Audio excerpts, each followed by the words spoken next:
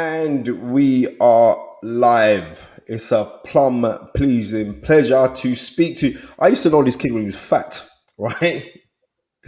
Very impressive. Mr. Frank Smith of Matchroom is joining us on The Fight Is Right. Dream it, believe it, become it. Come on up.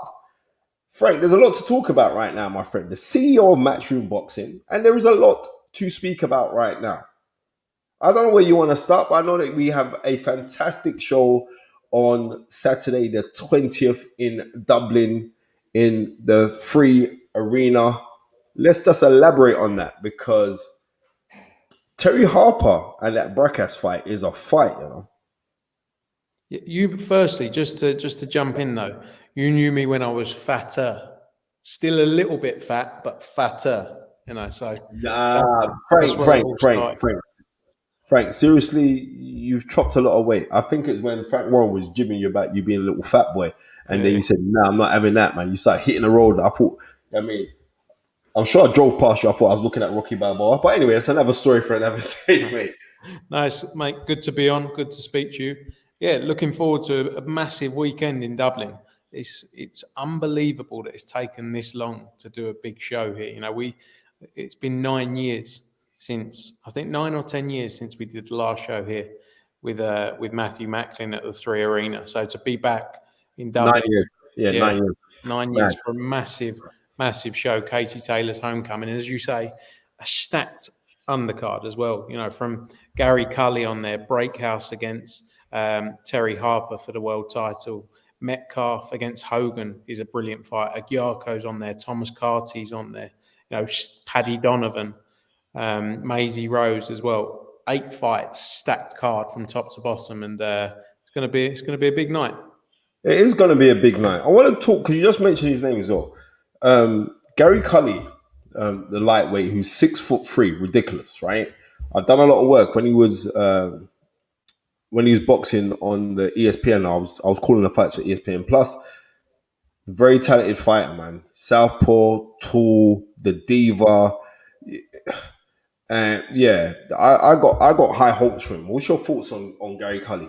Special fighter, you know, he's had some great performances since he signed over to us. You know, he had his first fight on one of our cards on the undercard of Conlon against Lee Wood. Looked spectacular that night. We signed him. Then after about 8 months, we signed an extension because we believe in Gary Cully. We believe in, you know, what he can do and what he's going to deliver over the next few years. You know, there's a lot of good fighters out there, but you got a guy here, you know, like you say, calls himself the diva. He actually wants to go out and promote himself and build himself. And not everyone wants to do that these days, you know. So, and he does everything right as well in his training. He's constantly in camp, constantly training hard, and you know he's got a massive future and someone we're really going to get behind. And you know, Saturday night's going to be a big moment for him because you know, obviously Taylor Cameron's a massive event, and you know, we got a sold out crowd at the Three Arena, and really. Gary's one of those up-and-coming Irish fighters that hopefully in the next 3, 4, 5 years will be the person selling out the Three Arena, and we've got, like I say, high hopes with him. And you know what? I don't think it's going to take that long. No. I don't. I really rate him. I rate him a lot. I speak to him quite regularly as well. He's a very, very good fighter, and he's open to listen. And he's got a good relationship with his trainer. So I've been around him a hot minute. I rate that kid. I think he's a really, really good fighter, a special fighter. We got Maisie Rose Courtney. I like her, you know. Yeah, she's interesting, entertaining. I like her a lot. I'm just keeping this thing 100. I do. I like her a lot. I think Right? she's also going to be. It's an interesting fight because she's actually got someone who's talking back. You know, it's like it's a real moment for her because she's got an opponent who's going to be. You know, they're going to go at it at the press conference and at the weigh-in. And I think you know it's good for a fighter at that stage of their career to have a real fight where there's something in it as well. And you know, especially on a special night like this. You know, as I say, with Casey Taylor's homecoming, Chantelle Cameron, 2 undisputed fighters going in, the best fighting the best. And again, something we don't see enough in boxing. But, you know, Katie could have come back to Dublin for her first fight and had a walkover fight, really, you know, because it would have been the first time she'd been it. She didn't want to do that. She wanted the toughest test. And in Chantelle Cameron, I think she's picked the toughest test. You know, we all know what Chantelle can do. And, you know, a career to date, I think is going to be an unbelievable fight. it's kind of difficult one for you because like you got both fighters, right?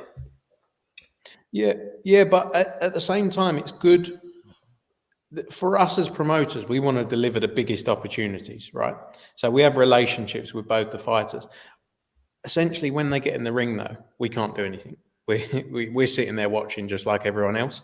So for us, we want to deliver the biggest possible opportunities. That's our job to do. So yes, we promote both of them, but we put the event together, and then from there, they go in the ring and do the business, and may the best person win in every fight.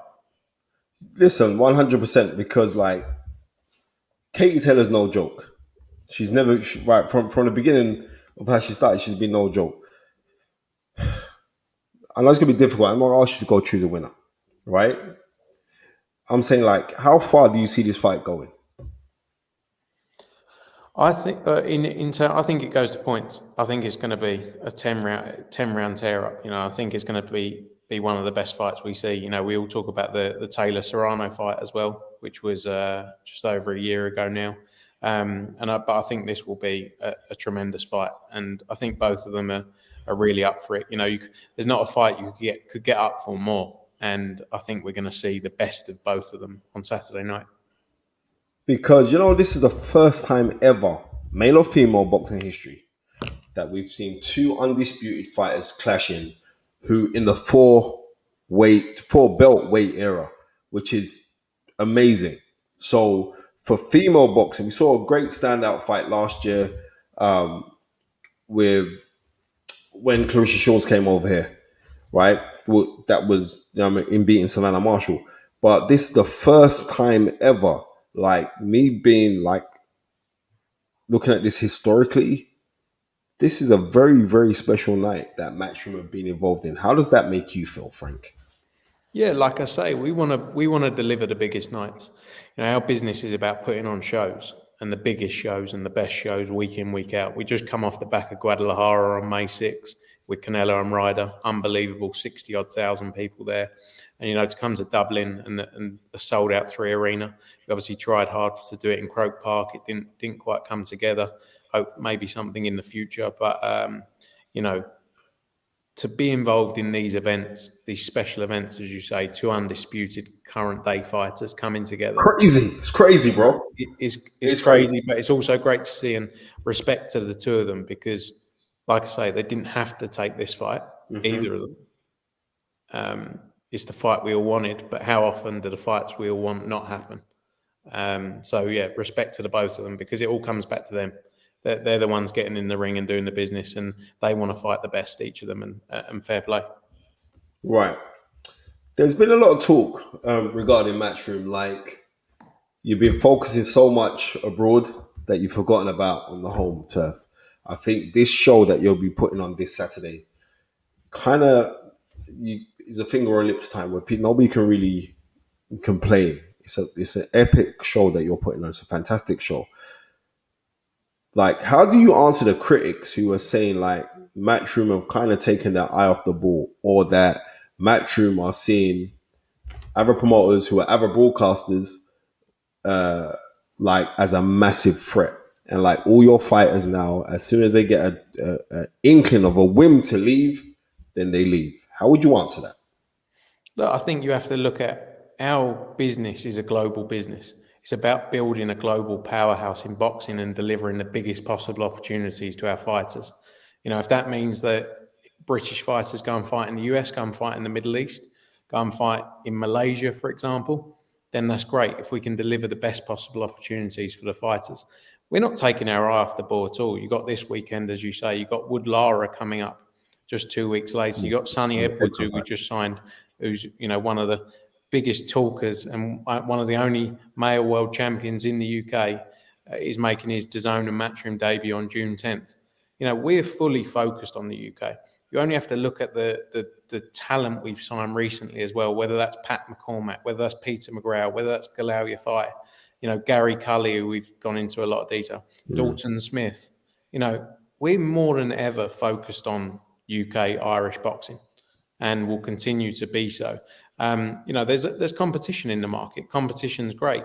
It means the fighters get the opportunity to make the most money possible in a sport which is very dangerous and very tough. And I think, like I say, competition is great, but we're not going anywhere, and we're putting our foot to the floor more than ever. And we've got some big years ahead of us, and we've got some great talent that's coming through. So people will obviously look at us and say, look, they're focusing on America, they're focusing on this. We're focusing on growing the sport of boxing and building the best possible opportunities for the stable of fighters we represent, and that's on a global scale, not just one country. Now that's what I'd say to people. Right. So what about, we saw Lawrence Okoli leave, then we saw Joshua Boatsy leave, and both of those fighters have gone over to boxer. What was your initial feeling about that, Frank? Look, fair play to them. There's obviously ongoing things going with those guys, but how do I put it? I think when it comes to a number of these fighters, like some of the fighters you mentioned there, good luck to them. I have no ill feeling against fighters. It's a hard sport.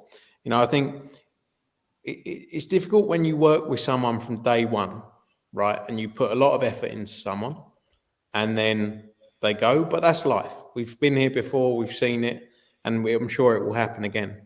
But we're still very much focused, as I keep saying, more than ever on our UK business. So yes, some fighters have left, but we've also brought over a lot of new fighters, a lot of new talent, invested in talent for the future. So we make decisions based on, we all sit down, a group of us, and discuss what the best decision to make on an individual is. So I don't want to go back and forth into like talking about individual fighters. I wish fighters the best. It's a hard sport. I'm not going to talk down about a fighter because, it's not my place to do that.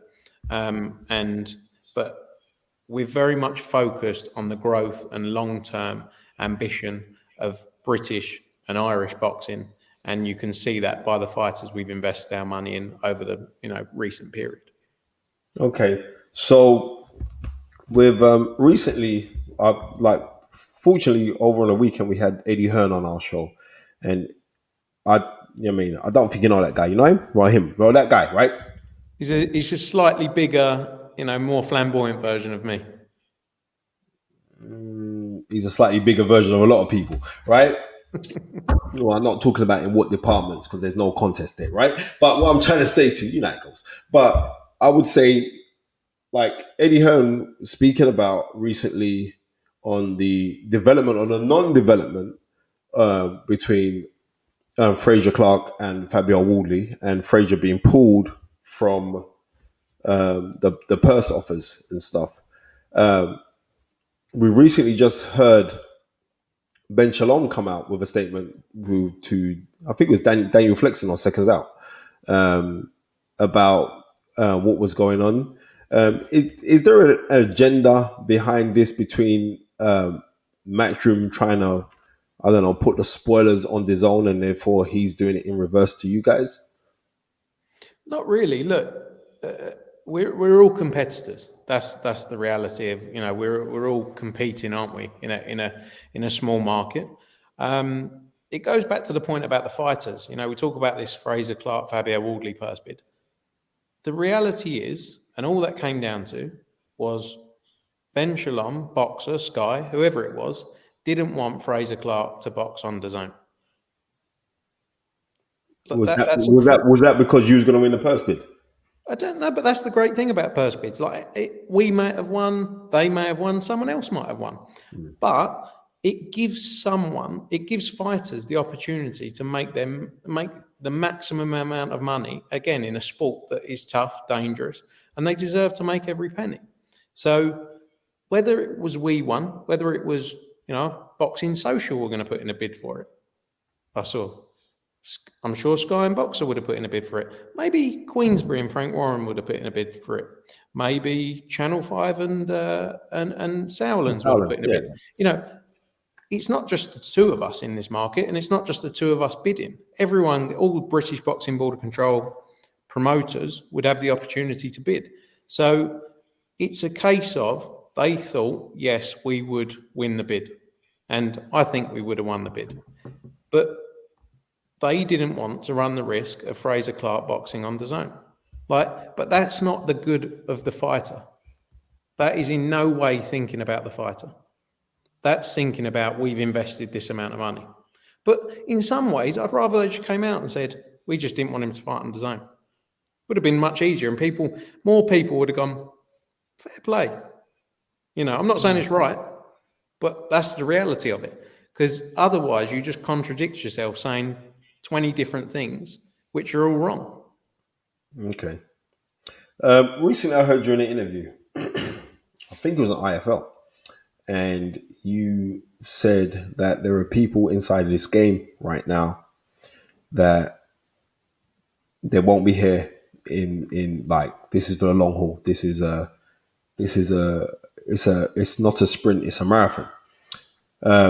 Who are you taking shots at? Because to me, I thought you were taking shots at Ben Shalom and Boxer. I'm just trying to I'll be honest with you, Spencer. There's a lot of people in this business that I don't think will be in it for the long run. The reality is with boxing and the business of boxing, it is not, like you say, it is not a sprint. It is every night, day, morning, waking up to some different problem, right? And it's not easy. And it's everyone trying to work against you in the business. So some people are made for it and some people aren't. Mm-hmm. I see people in this business who portray... Right, I'll just be honest with you. Ben Shalom comes out and says all these things about, I'm great for the fighters. It's all about the fighters. It's not about me. But then does that with Frazer Clarke, for example, with the purse bid. That doesn't strike me as someone who's all about the fighters. Again, it does. You don't have to, you can come out and say what you like, but just act that way. So keep that same energy throughout. So yes, there's a lot of people in this sport of boxing who are come and gone. There's lots of people over the years that have come and gone. And, people say about us with competition. We've had competition over the years, come into the market, leave the market, in all different territories. And it's about having that staying power. I've been working in boxing for 15 years now. I mean, after about 2 or 3 years, I thought, I cannot be bothered with this. It's hard work. But it's quite addictive. And if you're good at it, the truth is there's not a lot of people who are good at it in the sport. That's the truth for me. And you don't have to be unbelievable. You just have to be consistent. And you have to work your bollocks off 24 hours a day. That's my opinion in boxing, and not enough people have that mentality. Okay, so if you were Ben Shalom, what would you have done differently with the proposed purse bids for Frazer Clarke challenging Fabio Wardley for the British title? What would you have done if you were him? Let the purse bids go ahead. And your fighter who you represent, who you have a duty to, or you say, I want the best for my fighter, then gets his opportunity to make the most amount of money possible. Okay. But don't you also think it's a little bit of a conflict of interest because of the relationship that Frazer Clarke is managed by 258 management and the relationship that 258 management have with you? Don't you think that's a little bit of conflict of interest? I'm just putting it out there. I can't see how it's got anything to do with it, because essentially it's sealed bids. We all put our bid in, and whoever bids the most amount of money wins. So their fighters then getting the most amount of money. So, 258 having a relationship with a number of promoters in the sport is beneficial for their fighters. They didn't speak to me and say, how much are you going to bid for this fight? It's not that's not the way it works. No one would have known how much we were going to bid for the fight apart from 2 or 3 of us. And we probably would have decided the final number the day before or the morning. But yeah, no one else would have known what that would have been. So that doesn't really come into it. 258 have got a job to represent their fighter. Okay. But they're not ringing me saying, hello, mate, how much are you going to bid for the purse bid? It's a case of purse bids are great because it shows the value for the fighter. And that purse bid was great because people were talking about that fight. So everyone wanted it. Okay. So if Ben Shalom was thinking like, listen, as soon as fighters' contracts expire with Matchroom, they're gonna come over to Sky. How would you answer that? I believe in what I'm just playing God's advocate here. I'm not no, but he could be thinking that. I'm just saying. look. I believe in the relation. I believe in the relationship we have with fighters is very important. I believe our delivery and what we've delivered over the years, time and time again, for the biggest stars in the sport. And you only have to look at our stable now as well. I believe that there is no one does it like us in terms of putting on shows, putting on events, promoting fighters. And I also believe as well, Eddie is a huge part because of the brand he's created as well. And I think there's multiple factors. Don't get me wrong. There's always going to be this shout of we've got the platform, this, that, the other. But there's many other ways to promote and build a fighter than just one. It's not just. Don't get me wrong. I'm not saying Sky. Yes, Sky Sports is the biggest sports platform in the UK. The Sky's Argue with it. I'm not going to argue with that. right. But there's many other ways of building a fighter: social, digital, other partnerships, other broadcasters. We've done a lot with the BBC over recent times as well. That's got a massive, footprint, a massive viewership, much bigger than Sky. So there's many ways of doing it. We are always going to have people say, yeah, but what about Sky with the platform? We made a long-term decision to move to DAZN as well. We believe in the future of streaming and the future of sports moving, like how people digest their other content now, whether it be Netflix, whether it be Amazon, whether it be a number of platforms. We believe in that for the long term. And a lot of our fighters believe in it and understand it as well. So, there's always going to be arguments either way, but I'm very confident in our position, when we sit down with fighters and show them what we've delivered over the years. Okay. And Mr. Frank Smith, what does the future hold for Frank Smith and also Frank Smith with Matchroom and DAZN? Frank Smith, I've been with Matchroom for 16 years, so I'm not going anywhere. This is my this is life to me. The business is my life, basically. If you ask any of my family, I chose Matchroom a long time ago, and my missus is probably the one who is most upset about that. But Matchroom to me is my life. Like, it's become my life. She's screwing you right now, isn't it? She's all right. She's all right. To be fair, she's very understanding. But to me, we built something special over the years, and I posted something on Instagram the other day. Literally, we are only getting started. This becomes your life, and competition is great, right? I love competition. I think it's brilliant. But for me, walking out every week at these major events, we're lucky enough to put on the biggest events in the sport week in, week out around the world. To walk out to those and see what you can create and the events you can put together and the opportunities you can deliver for people, that makes you want to do it for a long, long time. So for us, it's just about keep building, and keep growing on a global scale. We've got a vision to keep going. We've done events in 15, 16 markets now. I think this year we're going to look to launch in 2 or 3 new markets as well. So that's the focus for us, and just deliver the biggest opportunities for the fighters. Well, I've got an idea for you, before we go, Frank. Street chess. Like guys play chess in the park? Street chess. I'm telling you, that's the one.